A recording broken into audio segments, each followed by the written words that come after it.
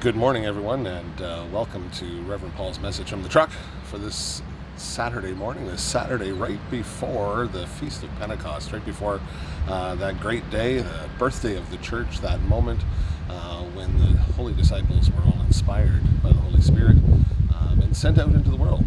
We're going to talk about that in just a minute, but before I get to that, I just wanted to say good morning and welcome as we gather here this morning at the side of my pickup truck, not in the cab as I usually am, but this morning at the side of my pickup truck.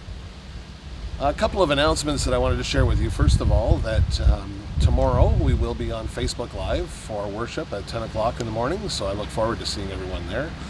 This email that you should have received this with will have all of the necessary links as well as the documents you need for worship for tomorrow morning, so we look forward to seeing you with that. Secondly, that this coming Sunday, so not tomorrow, but a week from tomorrow, we will be celebrating the fourth version of the drive-through food drive. So we're going on the road again and looking forward to seeing everybody for that drive-through food drive 4.0 as we make our way into yet another Sunday of giving thanks to God for the benefits that we've received by sharing those gifts with those struggling through this time, or maybe just generally less fortunate than ourselves. So that's next Sunday, so check the schedule on that one.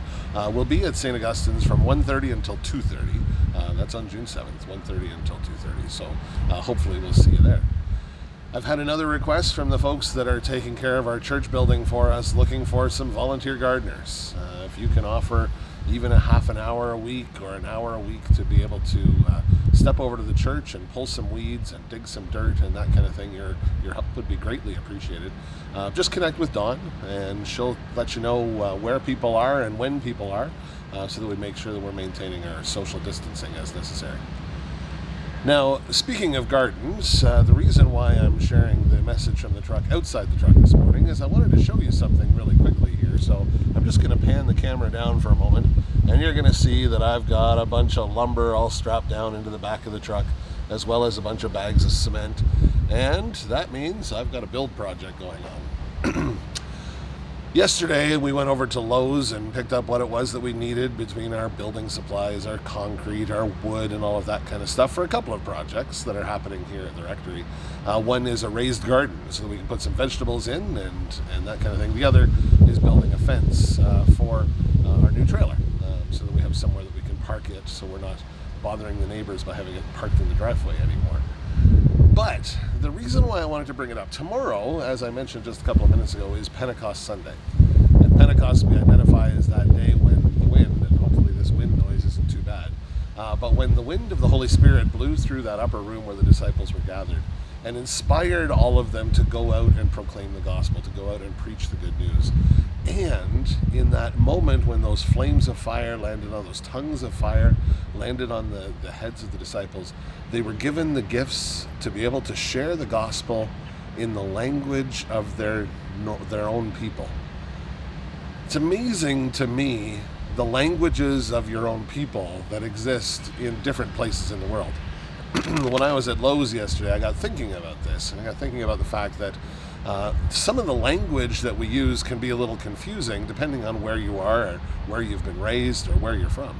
So for example, I was buying 2x4s and 4x6s and 6x6s and all of that kind of thing, which if you didn't know what that meant, you'd say, okay, what is a 2x4? 2 what by 4 what? A 4x8 sheet of plywood, what does that mean? Especially if you think about it, to a generation of people today who have never grown up with feet and in inches. They've never grown up with the imperial system. So they'd be looking for a 1.33 by 2.66 meter sheet of plywood, not a 4x8. So it's just different language that we can get ourselves caught up and forget about what language we are speaking when we go out into the world and try to proclaim the good news of Jesus. I think sometimes we get ourselves caught up a little bit and we start to use language that's very familiar in the church. We speak of the Holy Spirit, we speak of Christ the Redeemer, we speak of God the Creator, but we don't talk about our personal experience of what Jesus means to us, of who Jesus is to us. And I think if we watch ourselves, if we watch that we're using language that is accessible, that we're using language that isn't separating us from someone else, isn't exclusive language, but is inclusive language, then we find ourselves finding that evangelism thing a little bit easier to do. I know we talked a little bit last Sunday about the fact that inviting people to church has become so easy in the midst of all of this COVID chaos and everything else that's going on, because as we invite people to church, we're inviting them through Facebook, we're inviting them through an email, we're forwarding off an email to our friends when it comes through saying, join us for Sunday worship, and you shouldn't be doing that, by the way. But it's so easy for us to do it because we're not trying to create a new language, we're not trying to come up with the right words. We're just forwarding on what is part of our normal language, what is part of our normal speak, which is part of our normal friend groups and so on. So instead of being concerned about finding the right words to be able to evangelize, to be able to share the good news, to be able to invite people to church, just be you. Just be you. Use the words that you use.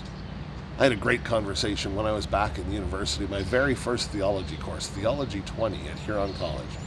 And when I was there, I wrote my very first paper, and I got the paper back from Dr. Gary Badcock, who was one of my professors throughout both of my degrees. And Gary Badcock had written in the comments, an excellent paper, well written, 85%, which I was pretty impressed with. I hadn't written a paper in 20 years. But anyhow, and then he mentioned in the bottom corner, you need to learn the language of the theologian. And I thought, what does that mean? What does it mean to learn the language of the theologian? So I went and I had a conversation with him about it. And he said, you need to learn the fancy words, the ecclesiological words, the eschatological words, and all of those kinds of things. And I said, but Gary, God called a truck driver to come and be a priest. And I was always concerned about that. If I lost my ability to speak the language that God called me with, what would happen next? So, whatever your language is, whether your language is that of a school teacher, whether your language is that of a factory worker, whether that is your language of a licensed mechanic, whatever it is for you, whatever your language is, use that language. Use those words that God has given you, those tongues of fire that have landed on your head to proclaim the good news. Well, folks, I guess I better get myself back to my building project, because I not only have this message from the truck, I have that pickup truck over there full of wood too. So I guess I better get myself to work. For right now, I hope that you all have a blessed day. Stay safe. Make sure you're washing your hands. Take care of yourselves. Wear that mask when you go out to protect others, to show the love that the church has for all people. Wear that mask when you go out into public. For right now, keep the shiny side up, the rubber side down. Blessings to you all. See you in the morning.